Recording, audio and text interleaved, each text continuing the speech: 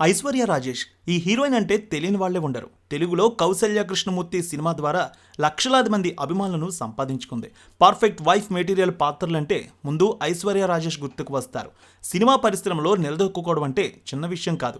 కానీ ఎవరి సపోర్టు లేకుండా సినిమా పరిశ్రమలోకి వచ్చి తనేంటో నిరూపించుకుంది ఐశ్వర్య. తెలుగు, తమిళ్లో వరుస అవకాశాలు అందుకుంటూ స్టార్ హీరోయిన్గా గుర్తింపు పొందింది. తండ్రి అలనాటి హీరో రాజేష్, ఇక తాతయ్య అమర్నాథ్, ఆయన కూడా హీరో కమ్ ప్రొడ్యూసర్. మేనత్త శ్రీలక్ష్మి స్టార్ నటి. అయినా ఎవరి పేరు చెప్పుకోకుండా తన టాలెంట్తో, తన కష్టంతో ఇంతవరకు వచ్చిందామె. అయితే ఇంత సక్సెస్ వెనుక ఆమెకు ఎన్నో కష్టాలు ఉన్నాయి. కుటుంబంలో జరిగిన విషాదాల కారణంగా ఆర్థిక ఇబ్బందులు ఎదుర్కొన్నారు.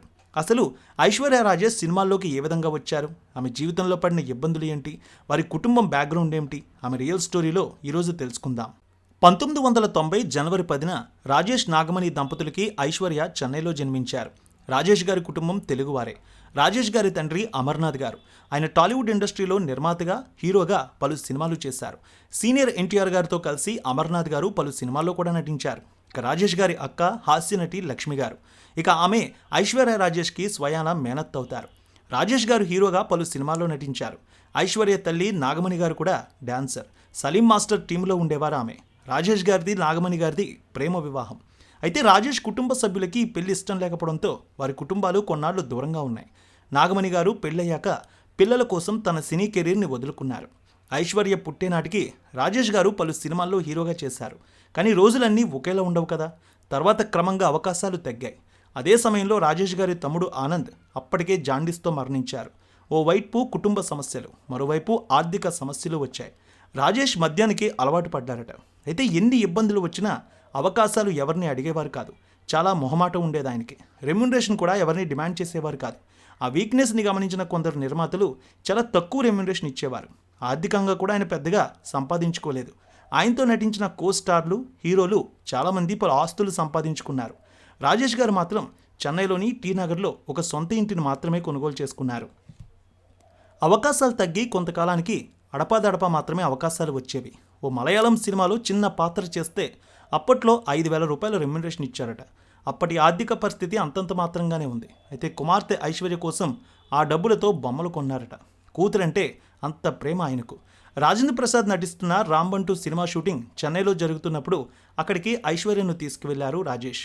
అక్కడ ఐశ్వర్యను చూసిన రాజేంద్ర ప్రసాద్ గారు ఐశ్వర్యను ఇందులో నటింపజేయమని కోరారు. ఇలా రాంబంటూ సినిమాలో ఆమె చైల్డ్ ఆర్టిస్ట్గా తొలిసారి నటించారు. 1996లో ఐశ్వర్య తండ్రి రాజేష్ గారు లివర్ సమస్య కారణంగా చనిపోయారు. చనిపోయే నాటికి ఆయన వయసు 38 సంవత్సరాలు. ఆ సమయంలో కుటుంబం చాలా ఇబ్బందులు ఎదుర్కొంది. రాజేష్ సినిమాలు చేస్తూ ఉండడంతో ఐశ్వర్య తల్లి డాన్సర్గా మానేశారు. ఆర్థికంగా ఎలాంటి ఆదాయం లేదప్పుడు. చివరకు ఐశ్వర్య తల్లి నాగమణి గారు భర్త చనిపోయిన తర్వాత పిల్లల్ని పోషించేందుకు తానే సంపాదించాల్సిన పరిస్థితి వచ్చింది. కొంతకాలం ఎల్ఐసి ఏజెంట్గా, తర్వాత రియల్ ఎస్టేట్ ఏజెంట్గా చేశారు. ఒక్కోసారి రోజుకి 2-3 గంటలు మాత్రమే నిద్రపోయేవారు. ముంబై నుంచి హోల్సేల్గా చీరలు తీసుకువచ్చి చెన్నైలో అమ్మేవారు. ఇలా పలు ఉద్యోగాలు చేశారు. పిల్లలు 4 ఆమె కష్టం చూసి బాధపడేవారు. పిల్లలు బాగా చదువుకుంటే వారి జీవితాలు బాగుపడతాయనే ఉద్దేశంతో ఎన్నో కష్టాలు పడి బాగా చదివించారు పిల్లల్ని. ఐశ్వర్య చెన్నైలోని వైరన్ స్కూల్లో చదువుకున్నారు. తర్వాత మోహన్ బాబు స్థాపించిన శ్రీ విద్యానికేతన్లో కొంతకాలం చదువుకున్నారు. తర్వాత చెన్నైలోని హోలీ ఏంజల్స్ హైయర్ ఎడ్యుకేషనల్ స్కూల్లో చదువుకున్నారు ఐశ్వర్య. ఆ తర్వాత డిగ్రీ పూర్తి చేశారు. ఇక పెద్ద కుమారుడు రాఘవేంద్ర హోటల్ మేనేజ్మెంట్ పూర్తి చేశారు. చదువులో టాపర్ కావడంతో పలు పెద్ద కంపెనీలు, ఫారెన్ కంపెనీల్లో జాబ్ ఆఫర్లు కూడా వచ్చాయి.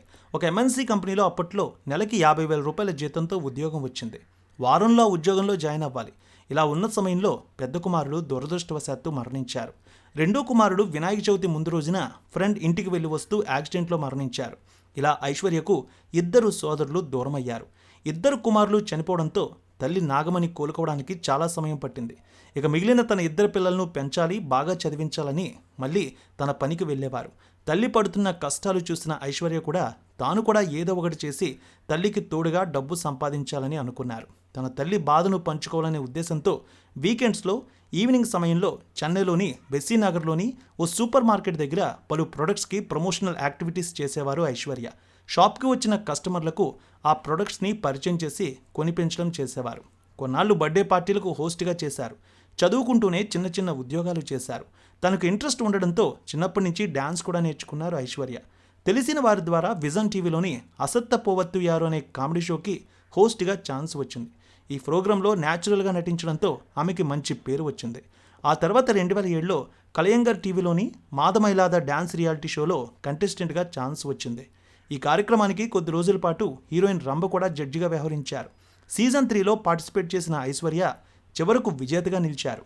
చెన్నైలోని ఎదిరాజ్ కాలేజీలో డిగ్రీ చదువుతూనే చిన్న చిన్న ఉద్యోగాలు చేస్తూ ఇంట్లో టీవీలో పాటలు చూసి సొంతంగా డ్యాన్స్ ప్రాక్టీస్ చేశారు. ఇంత కష్టపడి ఆ సీజన్ విజేతగా నిలిచారు. తర్వాత కొన్ని సీరియల్లో అవకాశం వచ్చింది. నెలకి 4-5 రోజులే షూట్ ఉండేది. రోజుకి 1500 లేదా 1000 రూపాయలు ఇచ్చేవారు. అయితే సీరియల్లో ఇంత తక్కువ రెమ్యునరేషన్ వస్తుందా అని తల్లితో చెప్పి బాధపడ్డారట. ఆ సమయంలో తల్లి సీరియల్స్లో చాలా తక్కువ రెమ్యునరేషన్ ఉంటుందని, సీరియల్స్ కంటే సినిమాల్లో మంచి ఫేమ్ అలాగే రెమ్యునరేషన్ వస్తుందని చెప్పారు. ఇక నటన కూడా ఇష్టం ఉండడంతో సినిమాల్లో చేయాలని భావించారు ఐశ్వర్య. అదే సమయంలో తన సోదరుడు కూడా ఉద్యోగం సంపాదించుకున్నారు. కుటుంబానికి ఆయన అండగా నిలబడ్డాడు. దీంతో సినిమా అవకాశాల కోసం చూసింది ఐశ్వర్య. సినిమాల్లో ట్రై చేయాలన్న ఉద్దేశంతో సినిమా ఆఫీసులకు వెళ్లారు. తల్లి ఐశ్వర్యకు తోడుగా కూడా వెళ్ళేవారు. చాలామంది నిర్మాతలు నువ్వు నల్లగా ఉన్నావు, నీ పర్సనాలిటీకి హీరోయిన్ సెట్ అవ్వదు, అసలు నువ్వు హీరోయిన్ మెటీరియల్ కాదు, ఇలా మొహం మీదే అనేవారట. బాడీ షేమింగ్, కలర్పై కామెంట్ చేయడం ఆమెకు ఎంతో బాధ కలిగింది. కొందరు డైరెక్టర్లు నీకు హీరోయిన్ ఛాన్సు అస్సలు రాదు, కమెడియన్ లేదా సైడ్ యాక్టర్స్గా చెయ్యి, హీరోయిన్ ఫ్రెండ్గా చెయ్యి, ఇలా హేళనగా మాట్లాడేవారట. ఎన్నో ఇబ్బందులు, హేళనలు, అవమానాలు ఎదుర్కొంది ఐశ్వర్య. అయినా ప్రయత్నాలు మాత్రం ఆపలేదు. అలా ప్రయత్నాలు చేస్తూ ఉన్న సమయంలో డైరెక్టర్ వీరపాండ్యన్ ఐశ్వర్యను పిలిపించి తాను చేస్తున్న సినిమాలో ఛాన్స్ ఉందని చెప్పారు. అదే అవర్గలం ఇవర్గం. ఈ సినిమాలో విమల్, నటరాజన్, సతీష్, ఐశ్వర్య రాజేష్, సుప్రజ నటించారు. ఈ సినిమా 2011లో విడుదలైంది. ఈ సినిమా షూటింగ్ జరుగుతూ ఉండగానే పంచ్ భారత్ డైరెక్షన్లో వచ్చిన నీతన్ అవన్ సినిమాలో కూడా ఛాన్స్ వచ్చింది. ఈ సినిమా ముందుగా విడుదలైంది. ఈ సినిమాలో నందిని పాత్రలో నటించారు ఐశ్వర్య. తొలిసారిగా ప్రేక్షకుల ముందుకు వచ్చిన ఐశ్వర్య రాజేష్కి మంచి గుర్తింపు వచ్చింది. ఈ సినిమా షూటింగ్ జరుగుతున్న సమయంలోనే ఐశ్వర్య పేరుతో చాలామంది సినిమా ఇండస్ట్రీలో ఉండడంతో పేరు మార్చుకోవాలని చెప్పారు. తనకెంతో ఇష్టమైన తండ్రి పేరుని తన పేరు చివరన పెట్టుకుందామని భావించింది. అయితే జ్యోతిష్యులు మాత్రం ఆ పేరు ఉంటే నీకు సక్సెస్ రాదని, నెగిటివ్ వైబ్రేషన్ ఉందని చెప్పారు. కానీ అవేమీ పట్టించుకోలేదు.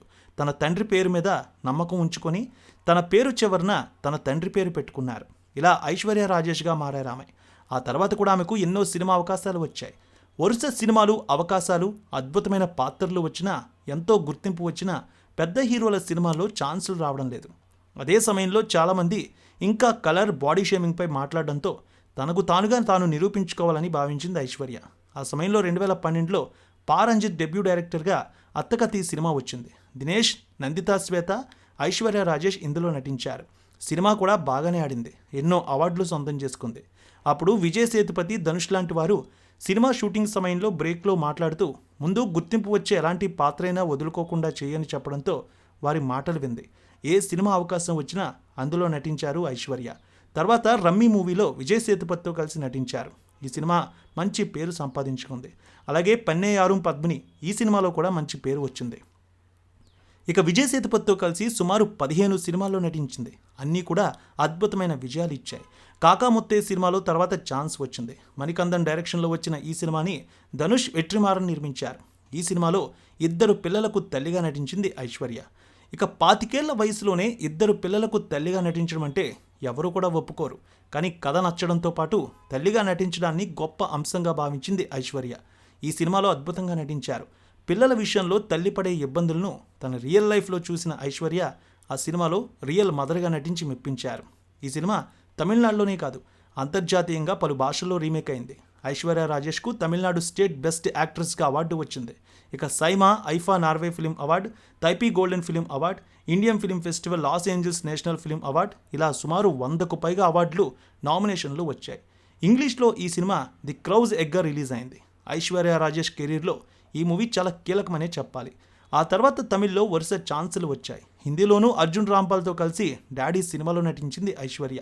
ఇక క్రికెటర్గా కనా సినిమాలో కూడా నటించింది ఐశ్వర్య. మరోసారి జాతీయ స్థాయిలో గుర్తింపు తెచ్చుకుంది. ఈ సినిమా కోసం 6 నెలల పాటు క్రికెట్లో ట్రైనింగ్ కూడా తీసుకుందామే. హీరోయిన్గా చేసిన ఫస్ట్ తెలుగు మూవీ కౌసల్య కృష్ణమూర్తి. భీమనేని శ్రీనివాసరావు డైరెక్షన్లో వచ్చిన ఈ సినిమాలో రాజేంద్ర ప్రసాద్, శివకార్తికేయన్తో కలిసి నటించారు. తమిళ్లో వచ్చిన కనా సినిమాకు ఇది రీమేక్గా వచ్చింది. 2010లో కెరీర్ స్టార్ట్ చేసి తెలుగు అమ్మాయి తెలుగులో ఫస్ట్ మూవీలో నటించేందుకు దాదాపు 9 సంవత్సరాలు పట్టింది. ఆ తర్వాత ఉదయ్ శంకర్తో కలిసి మిస్ మ్యాచ్లో నటించింది. తర్వాత తెలుగులో పలు సినిమాల్లో నటించింది. విజయ్ దేవరకొండతో వరల్డ్ ఫేమస్ లవర్, నానితో కలిసి టక్ జగదీష్, సాయిధరం తేజ్తో రిపబ్లిక్ సినిమాల్లో నటించింది. మొత్తంగా 55 సినిమాల్లో నటించింది ఐశ్వర్య రాజేష్. లేడీ ఓరియంటెడ్ పాత్రలోనే ఎక్కువగా ఆమె నటించారు. తెలుగు, మలయాళంలో సుమారు 10 సినిమాల్లో నటించారు. ఇక బుల్లితెరలో కూడా ఆమె అదరగొట్టేశారు. 2022లో తమిళ బిగ్ బాస్ సీజన్ 6లో గెస్ట్గా కనిపించారు. కపిల్ శర్మ టాక్ షోతో పాటు 2023లో స్టార్ విజయ్ టీవీలో టెలికాస్ట్ అయిన కుకింగ్ రియాలిటీ షోలో కూడా పాల్గొన్నారు ఆమె. 2018లో బోధై కోదై మ్యూజిక్ వీడియోలో, అమెజాన్ ప్రైమ్లో వచ్చిన సుజాల్ వెబ్ సిరీస్లో కూడా నటించారు. 2019లో వచ్చిన లయన్ కింగ్ సినిమాకి తమిళ్లో నాలా పాత్రకు ఆమె డబ్బింగ్ చెప్పారు. ఇక ఐశ్వర్య రాజేష్ పలు అవార్డులు కూడా అందుకున్నారు. కాకా ముత్తయ్య సినిమాకు గాను బెస్ట్ యాక్ట్రెస్గా తమిళనాడు స్టేట్ ఫిల్మ్ అవార్డు అందుకున్నారు. SIIMA, Anand Vikatan, Edison, IIFA Filmfare, Norway, Tamil film, Taipei Tamil film ఇలా దాదాపు 12 సార్లు బెస్ట్ యాక్ట్రెస్గా ఎంపికయ్యారు ఐశ్వర్య. తన జీవితానికి రోల్ మోడల్ అంటే తన తల్లి అని చెబుతూ ఉంటారు ఐశ్వర్య. 38 ఏళ్లకే భర్తను, ఆ తర్వాత 2 ఏళ్ల వ్యవధిలోనే 2 కొడుకులను కోల్పోయిన తల్లి పడే బాధను కల్లారా చూశానంటారు ఐశ్వర్య. తన అత్త నటి శ్రీలక్ష్మి గారు తమ ఇంటికి అప్పుడప్పుడు వస్తూ ఉంటారని, మాకు ఆమెకి బాగానే మంచి సంబంధాలు ఉన్నాయని చెబుతూ ఉన్నారు ఇంటర్వ్యూలో.